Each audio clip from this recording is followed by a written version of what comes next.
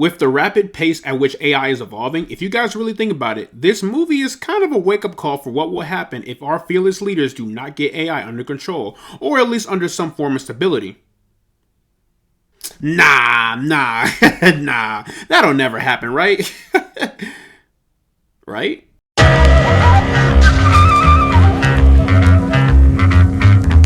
Also, the sun is like beaming right through my window right now, but if anything, it kind of complements my melanin complexion. So Mission Impossible Dead Reckoning Part 1 is the 7th installment into the Mission Impossible franchise. The film is directed by Christopher McQuarrie, and it stars Tom Cruise, Haley Atwell, Pom Klementieff, Rebecca Ferguson, and Esai Morales. Ethan Hunt and the IMF team must track down a terrifying new weapon that threatens all of humanity if it falls into the wrong hands. With control of the future and the fate of the world at stake, a deadly race around the globe begins.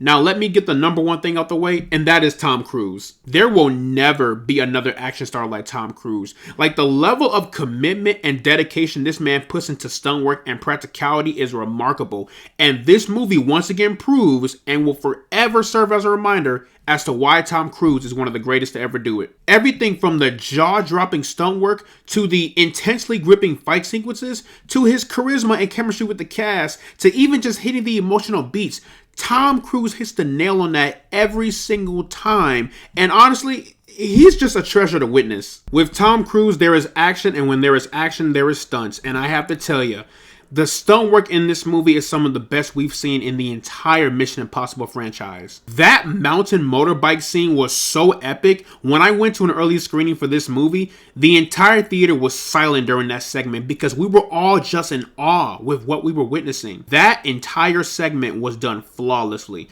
Everything from the cameras following Tom Cruise, to the moment he jumps off the bike, to the moment he's free falling, to the moment where we get these locked on shots of him parachuting.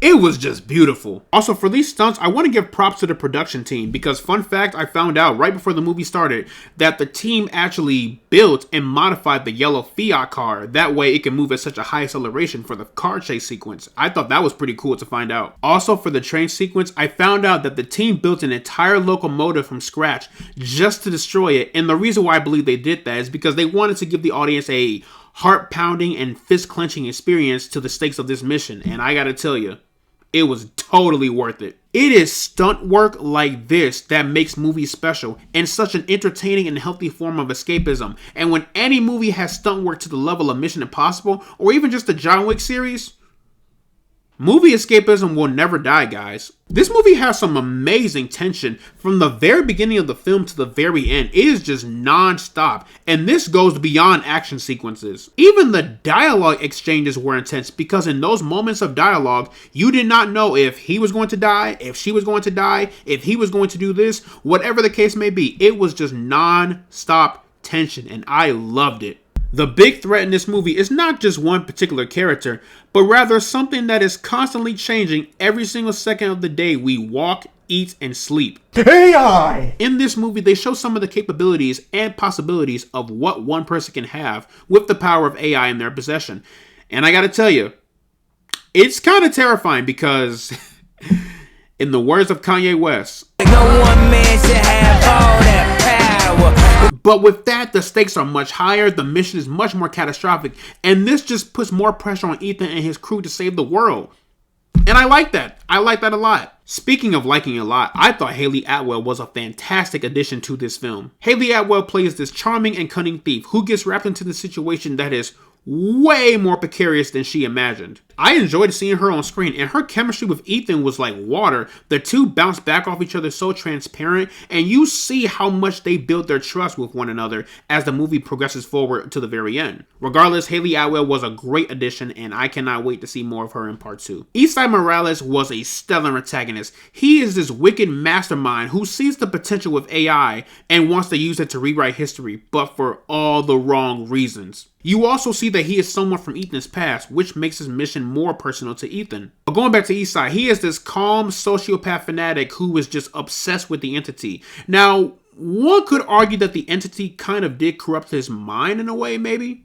Regardless, I love this character, and he just helps elevates this already high-stakes mission. Also, Pom Klementieff, I loved her. She is this psychotic killer who is just out for blood. And it's kind of funny because even though her character has little dialogue, she was one of the most interesting characters in all of Dead Reckoning. So when Mantis decided to go off on her own at the end of Guardians 3, I'm guessing this is what she meant. I also want to give this movie its props on its ending because I loved it. Now, yes, there will be a part 2 coming, but at least with part 1, it felt so complete that it just has me even more excited for part 2. You know, and the movie, it kind of does end on a cliffhanger, but not really. It's not like one of those cliffhangers in which you're just like, oh my god, no, why did the movie end right there? It was getting so good. Why did you stop right there? No, nothing like that. I'm kind of throwing shade right now at Across the Spider-Verse, but the more I thought about it, the more the ending kind of irked me. But you know what?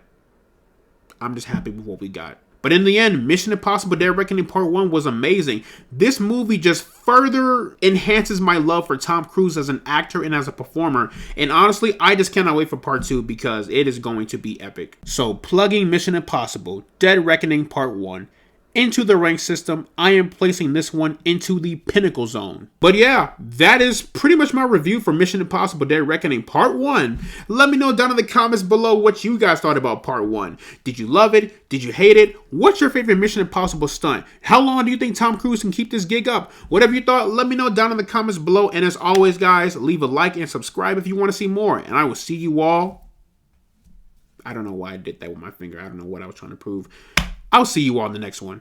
After working up the nerve, almost equal in size, I walked around with the iron for any wrinkle in time. I paid a piece of my mind for every nickel and dime, but never less than a 5 and never slept on a job. A killer crept on your squad, yet never left the garage, where your God was close enough to see the flesh of his eyes. Get to the button and press is what the message advised. What's the threat behind the message where the testament lies?